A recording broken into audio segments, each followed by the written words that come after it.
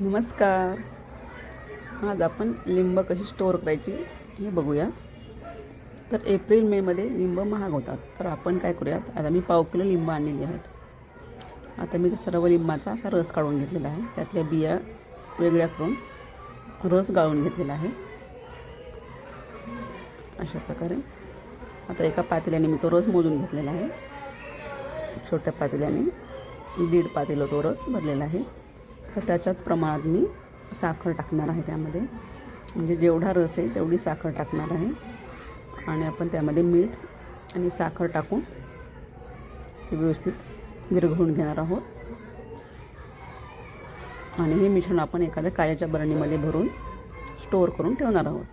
तर आपल्याला जेव्हा हवं तेव्हा आपण हे मिश्रण घेऊन याचं सरबत बनवू शकतो. तर ते आपण सरबत कसं करायचं ते देखील पाहूयात. अशा प्रकारे मी साखर टाकून व्यवस्थित मिश्रण मिक्स करून घेतलेलं आहे.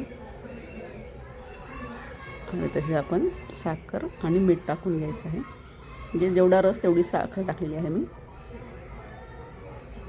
अशा प्रकारे व्यवस्थित मिश्रण बनवून आपण एका काचेच्या बरणीमध्ये भरून ठेवणार आहोत. आता आपण जर सरबत कसं करायचं बघूया. आता हे आपण 1 चमचा हे आपण जे बनवलेलं मिश्रण आहे लिंबाचं आणि साखरेचं ते घ्यायचं आहे. त्यामध्ये 2 मी बर्फाचे क्यूब टाकलेले आहेत.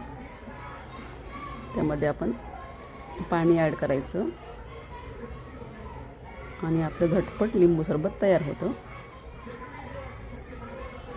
अशा प्रकारे आता त्यामध्ये मी भिजून ठेवलेला सब्जा घालणार आहे. अशा प्रकारे आपलं झटपट लिंबू सरबत तयार आहे. अशा प्रकारे तुम्ही लिंबू स्टोअर करून ठेवू शकता. झटपट लिंबू सरबत तयार होतं. धन्यवाद.